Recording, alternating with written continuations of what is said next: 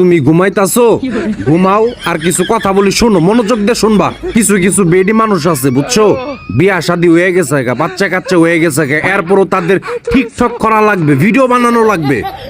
দরকার কি ভিডিও বানানো, দরকার কি এত? তাও যদি ভালোভাবে ভদ্রভাবে করতো তাহলে না একটা কথা আছিল।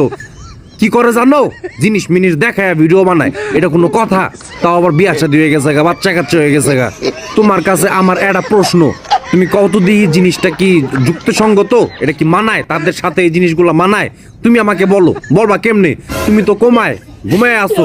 তার চেয়ে বড় কথা হইতাছে, এই বাচ্চাটা যখন বড় হইব, স্কুল কলেজে যাইবো, তখন বন্ধু বান্ধব দেখা, মার অবস্থা দেখা, এই আগের ভিডিও বা নতুন ভিডিও, তখনকার ভিডিও দেখে কি ভাববে, কি বলবে? বন্ধুকে ধর চিনে না, এরপরে ভিডিও বার করে যখন কইবো এই দেখ বন্ধু হট মম, কিন্তু এটা তোমারই মা, তখন জিনিসটা কেমন হইব, কেমন সিচুয়েশনে যা দাঁড়াইবো? একটু চিন্তা করো, বিষয়টা ভাবার বিষয়, চিন্তার বিষয়।